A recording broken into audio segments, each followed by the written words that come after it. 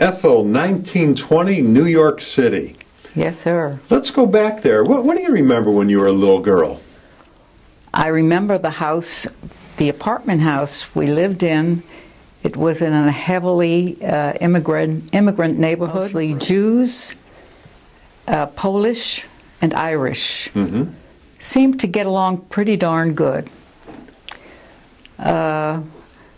There were no playgrounds particularly near us. We played on the sidewalk in front of the house.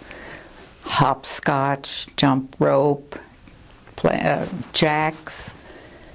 And when the weather was bad, you were in the house and you cut out paper dolls and colored. And if you were lucky, you had a set of book of knowledge in your house, and you sat down with a book and ate it up 100%. I kind of took my way through 20 books. Yeah. And loved every one of them because they took care of all that time of growing up. Then when I was about 7, my mother, who had not seen her mother for 20 years, she had left when she was 15 years old, decided to go back to visit her mother in Poland. So she took my twin brother and me, and we went to visit my grandmother in Poland for a good part of the summer of 1927. And one of the things I remembered was the trip across the ocean on the liner Bremen, the German liner Bremen, where they served bouillon at 4 o'clock in the afternoon. Mm-hmm. Even at 7, I said, "This is so grand." And remembered seeing whales in the ocean.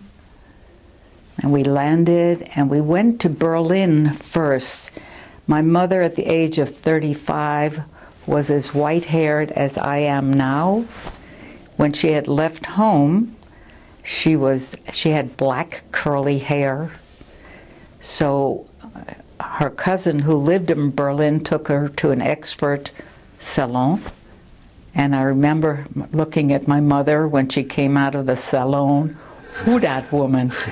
Because I never had seen her with anything else but white hair. Uh-huh. Anyway, we went to Gwojec, which is where my grandmother lived. A really poor little town. I remembered this, I'm telling you this because it was such a different way of life that I had here. We were very modest in income here, but there, that was poverty. Mm-hmm. That was, and the Jewish population stood back and was careful not to stir up any noise in the little town because it was heavily Ukrainian and under the influence of some very anti-Semitic monks who would preach on Sundays, and my grandmother would tell us, you don't go out of the house on Sunday because when they come out of the church, the men go and get drunk and they look for Jews to beat up. That was the situation there. On the other hand, during the daytime, I made friends with a little Ukrainian girl who used to come and sometimes sell my grandmother something or help around. It was an odd situation. 7 years old, I couldn't quite figure out what was going on. That's, as you can see, that stayed in my memory and I still haven't quite figured it out. Did you ask your grandmother why she doesn't come back to the States with you? Oh, my mother tried for maybe 30 years to get her here, but in 1920 or 22 there was an act by Congress that cut the quota for Jews, specifically Jews, coming from Eastern Europe down to practically nothing. And it wasn't until 1939 that my father, God rest his soul, but he smeared a congressman with $2,000 to get my aunt. My grandmother had died. my aunt, my uncle, and at least one of her children, because one had already gone to Palestine to get them out of there because the noise had already come out of Europe of a lot of trouble, and we got them here in 1939. But she tried for years, and she used to send them old clothes, because if you sent new clothes, they never got them. She would send some through the Hayas or some Jewish organization to get some funds so they had money to live on. Right. Because my grandmother was a widow, and my aunt and uncle could barely make, there was nothing to earn there. It was just a little barren town. Now, back then, was communication all by mail or Mail. by the mail? By mail. Yeah. Or telegraph. Okay. And telegraph was expensive. Yeah. Telephone was very expensive. And that assumed that the other party had a phone. No such thing in that little town. Right. What about your grandparents on the other side? Well, both my grandfathers died in a plague very early in the, there was a typhus plague that went through Europe, killed almost, I don't know, hundreds of thousands, a lot of people. And both my grandfathers died, and two of my potential uncles, they were little boys. So my grandmother was left with 3 children. She had had 5 and a husband. The husband died, and 2 children died. That was my mother's side. My father's side, his mother had been married at the age of 16 to this young man who came from Russia, who escaped from Russia, avoiding the Tsar's army, and he died right at the time my father was born. So there was poverty on both sides. Anyway, sometimes I think about these things and wonder and marvel at the fact they both grew up to be strong, intelligent, not particularly educated, but not necessarily illiterate. Actually, my mother stopped going to school. The Polish government insisted all children go to school, but even within the school, the anti-Semitism, she told me, was so oppressive that she was afraid to go. So her education stopped maybe at the 3rd grade. But when she came to America at the age of 15, first the Hayas, that was a Hebrew immigrant society that helped the immigrants coming over at that time, they got her a job, and as a maid. She worked as a maid from 6 in the morning till 10 at night. She taught herself to read English, right. and she could, her speech, everything, she was determined to be who she was internally, and she was very intelligent, and so was my father. My father was a poor boy, an orphan, with no support, came here. He wound up, he became a furrier. What year was it? 1913. My mother came, I think, in 1914, around that time. Sorry, that's when they were married. He came in 1907. She came around 1908. When you were just a little girl, the Depression hit. Oh boy. How did that Oh boy. Well, considering what was going on around me, at the time of the Depression, that was 1929, I was 9 years old. We would sit at the supper table. At the end of the dinner, the boys would leave, go do their homework. My father insisted I stay at the table, and he wanted me, somehow he spotted that I had a brain for numbers, and I had to tell him. He would sit and say, well, I got so many skins in today, and we made so many coats, and what wound up was I was doing dividing, addition, subtracting, adding but he wouldn't let me do it on paper. I had to do it in my head. Mm-hmm. He knew it, but Sure.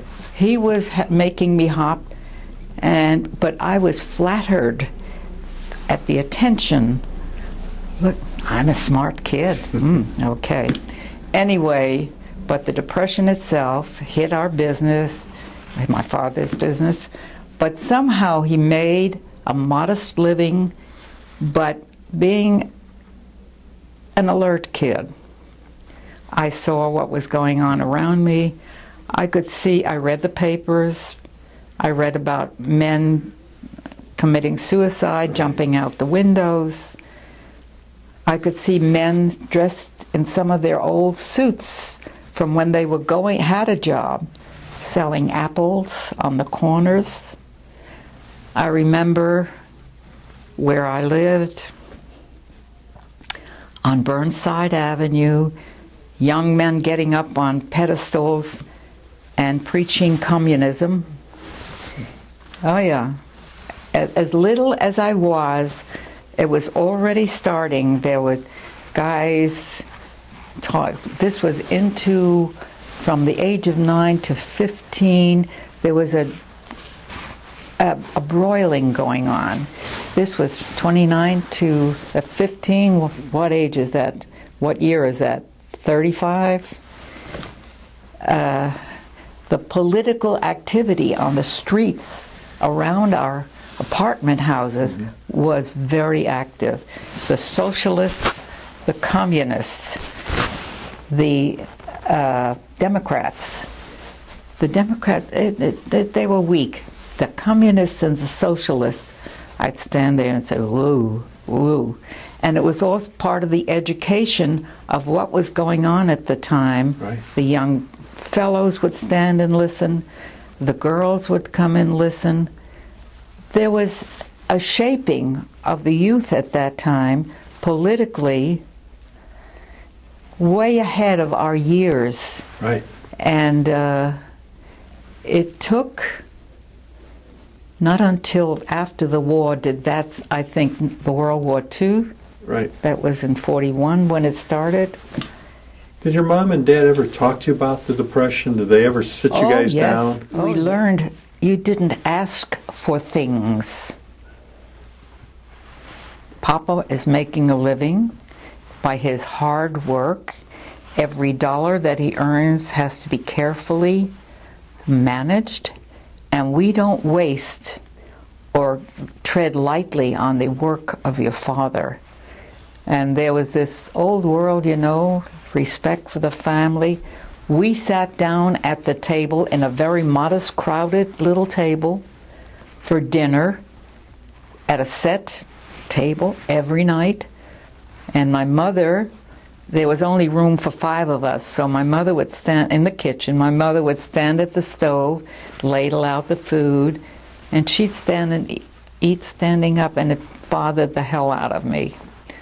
Because I was already beginning to be a feminist. Why? Why, you're asking? Because at an early age, my brothers were sent to Hebrew school and had bar mitzvahs. But if my older brothers went, that was one thing. But if my twin brother, and we were like this, was sent to Hebrew school, I said, well, I want to go too. It's not for girls. I said, why not? It's just not for girls. Girls don't study. And my eyes popped up because I liked to study. And so the resentment built up that lasted, and it resulted in Congregation Beth Torah here in Dallas. That's how long that powerful urge was. The boys got their education. They had their bar mitzvahs. Okay, I was given piano lessons. I can play the piano, I lasted for a while, but that was not my thing. Right. I love music, I loved to dance, but I was a short, chubby kid, so I was not built to be a dancer, which was what I wanted to be. Of course, pie in the sky. Well, what was high school? Where did you go to high school? I went to a school in downtown New York called Julia Richman High School.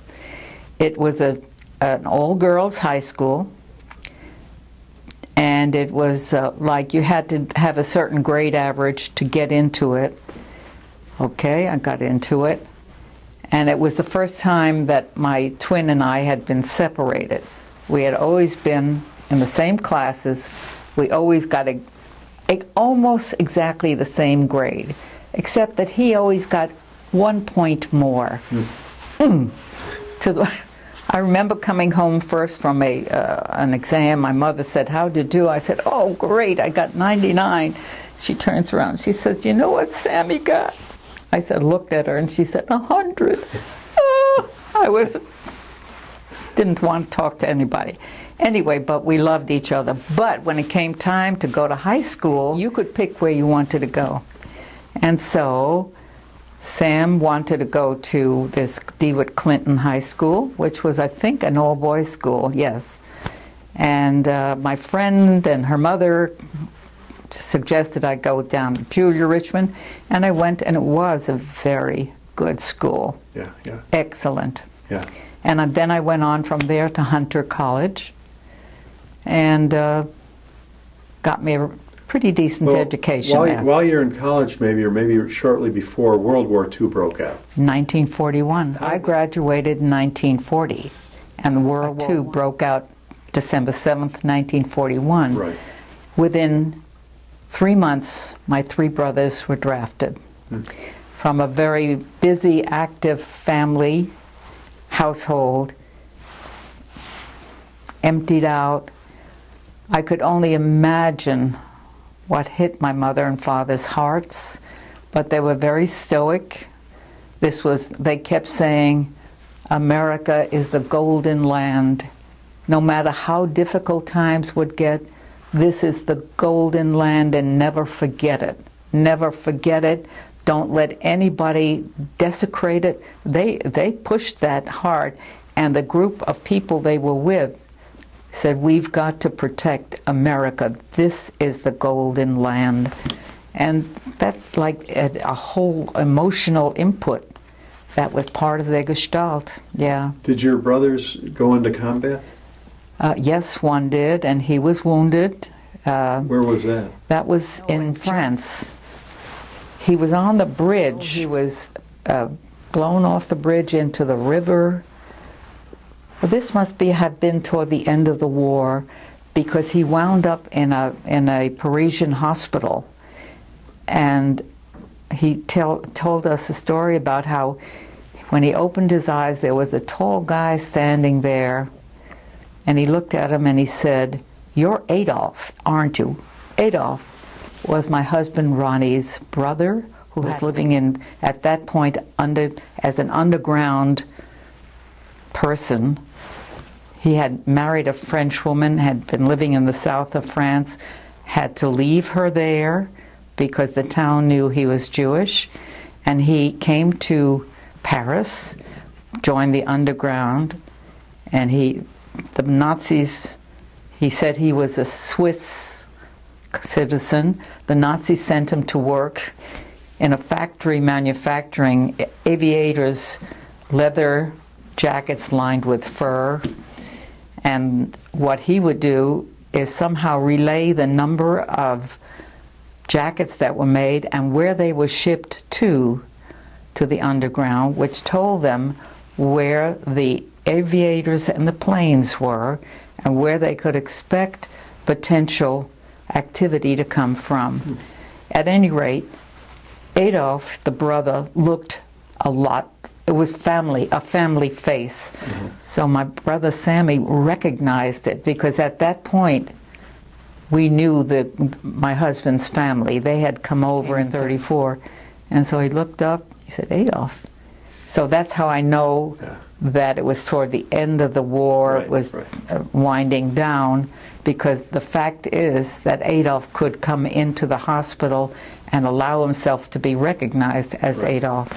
Now, your 2 other brothers, were they also in the service? Yes. And were they overseas? Well, yes. My middle brother rode the hump. There was a service of airplanes shuttling war supplies to China. But he was flying over the Himalayas. That's right. And he was part of the quartermaster, but he had to fly with the planes over that and see to it that it got to the right place, and that all of it went to the Army, and that it was not grabbed for being sold elsewhere. Right. That was his job. And my oldest brother, who became eventually a French and Spanish professor, was put to work as in the censorship office in New York City, right near where my mother and father lived, so that wasn't too bad. Yeah. And my husband, my dear sweet husband. Well, tell me about where you met your husband. My husband was my cousin. His sister married my brother, so two couples. We had the same great-grandfather. They came over in 1934. I was 14 at the time. His father remembered my mother as a child. He always liked her very much. So one of the first cousins he came to visit was my mother. So one Sunday he came, my husband Ronnie, took his father to visit his father's cousin. They come in, and the two cousins embrace, and wonderful, you know. And this tall, handsome young fellow came into the living room where I was sitting with a friend, and I fell. I mean, that was it. Poor guy didn't know it, but I had decided that was the guy I was going to marry, and I did. But that was 8 years later. Yeah, yeah. And that's how we met. So when did you tell me you were going to get married? Well, we didn't date because he indicated later, he says, we were family. I couldn't mess with family. And he was a good-looking guy. The girls were after him all the time. But we kind of sensed that the chemistry was right. Mm-hmm. And so the last year we didn't see each other, and then I heard that he had dated my girlfriend. I didn't like that. And so I decided, I'm going to cut him out of my life. So I got myself engaged to another guy. That was a no-no for him. Anyway, he called me finally. We had a date. It's as though nothing had ever happened. And we're sitting there, we were swimming at the St. George Hotel, and we're sitting on the side after swimming, and he turns around and looks at me, he says, so when do you think we should get married? Never asked me, will you marry me? He just said, so when do you think we ought to get married? Like this. Yeah. And I said, that was in March. This was in March of 1942. I looked at him, I said, I think June will be fine. I swear, he looked a little pale. He told me later that he had figured we'd be engaged for 3 years. He was 27 at that time. I was 22. I was ready to get married. Yeah.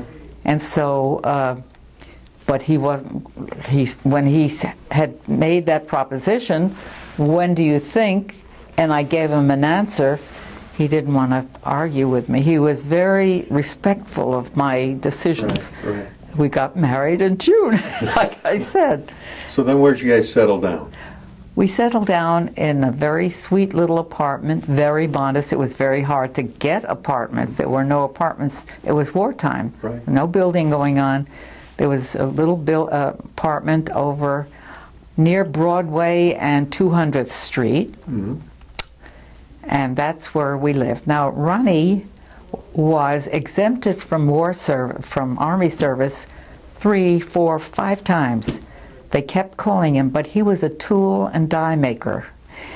And even in Russia, they exempted tool and die makers from the Army because their skills was so vital.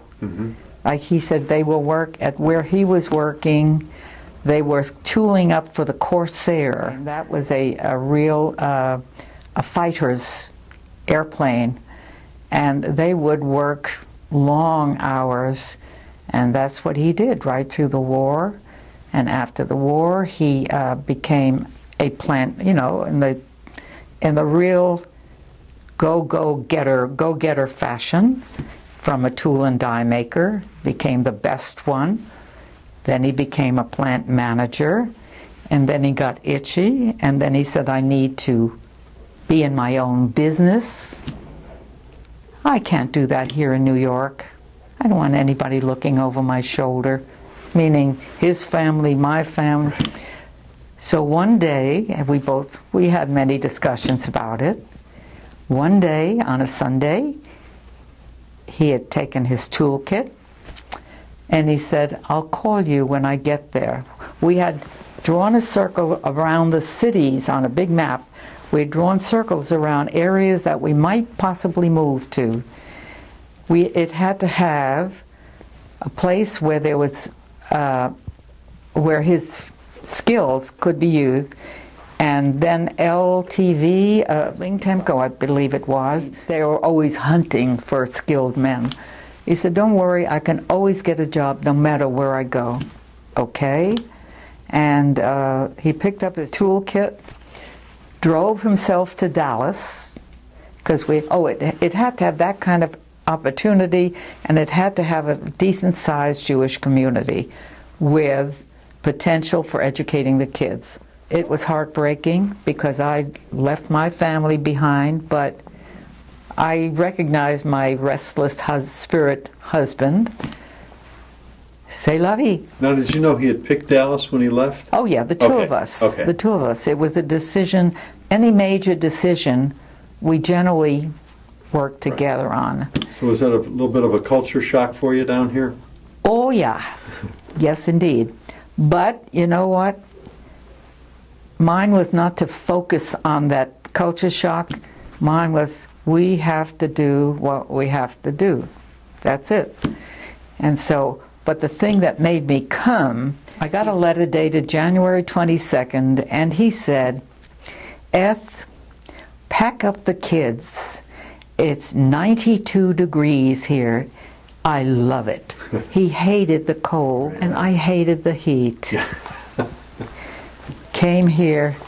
That was the year of the beginning of a 7-year drought. Right. That was really... What year was this? 1952. Oh yes. No air conditioning. No air conditioning in a small 2-bedroom apartment, almost a mile from the nearest school.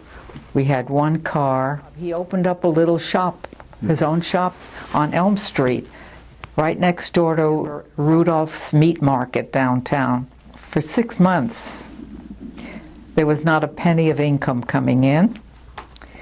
At 6 months, we were talking about going back to New York. And then he made his first sale of $12 for 15 minutes of work. And he came, he said, Eth, look at that. At that rate, that would be $60 an hour.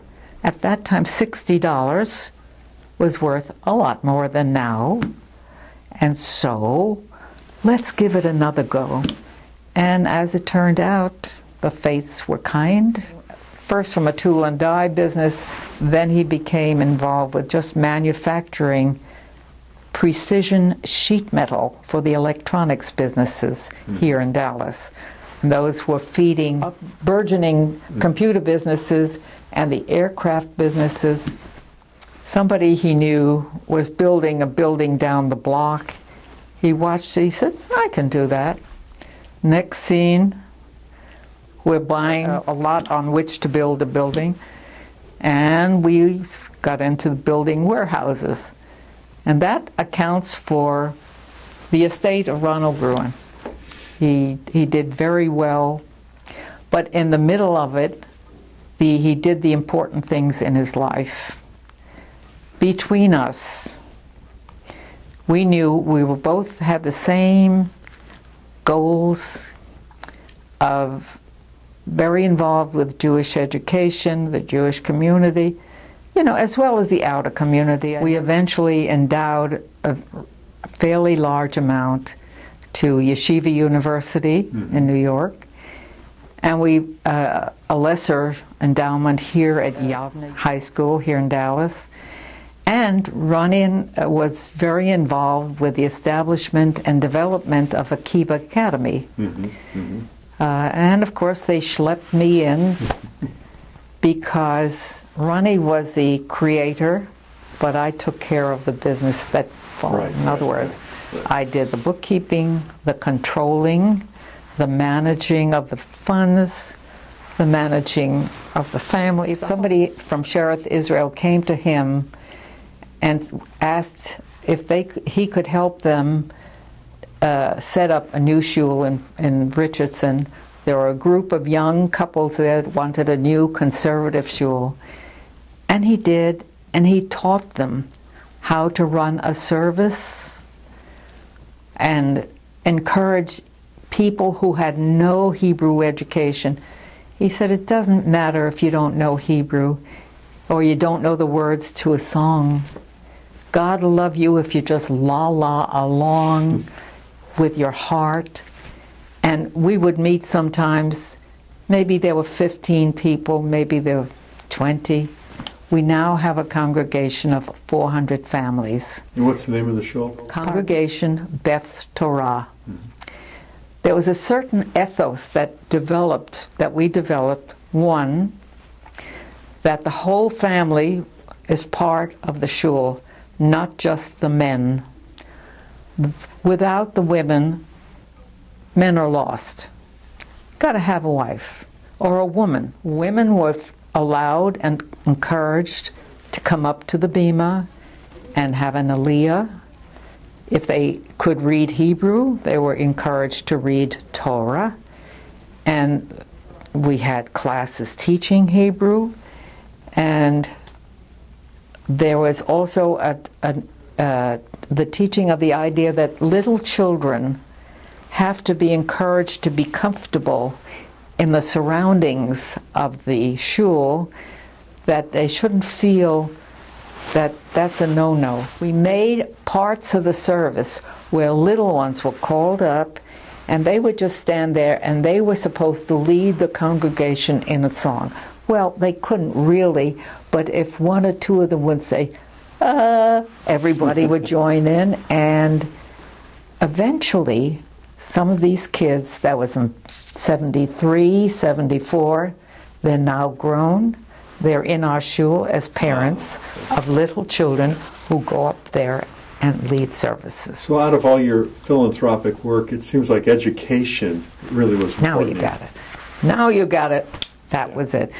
But the fact remains that I never got a Hebrew education. What I was taught was how to keep a real kosher kitchen. To this day, my kosher kitchen is because I will not be a slave to it. Right. I keep up certain of the rules, but I'm not a slave to it. Yeah. But I taught myself to read Hebrew, and I can follow the services. I can even jump in the middle, if I come in the middle, because I can read it. I just can't mouth it. What was the happiest time in your life? Well, I was happy when I got married to the man I really loved. But every time I had a baby, just looking at a newborn that was perfect and gave me a smile I could melt away. That was happiness, pure happiness. Now, in your lifetime, you've seen so much. Was there an invention or some type of modern technology that came along that when you saw it for the first time you went, wow, this is something special? I fought having a computer in my house. I'm doing the books for the real estate, for the business, my personal checking, helping out friends. A friend whose husband died and her estate was a mess. A sharp pencil with an eraser is all you needed.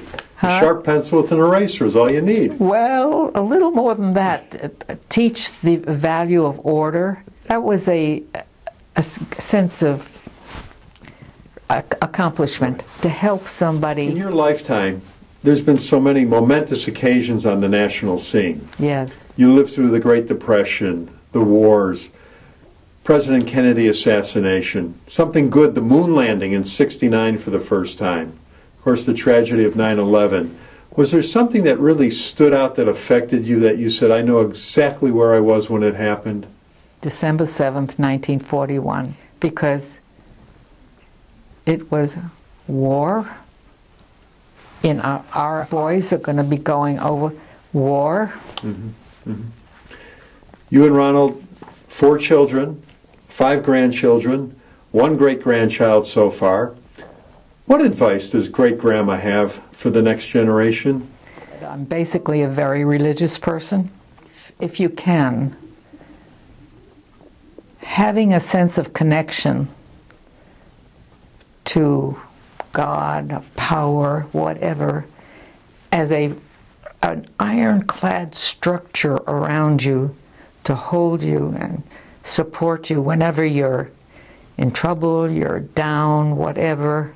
Allowing yourself to receive that strength. But I would hope that the kids would find their way to that kind of an inner strength, to that power, and always have it to hold on to, no matter what happens in their lives. Mm-hmm. In this world, it is something that will keep life going for them.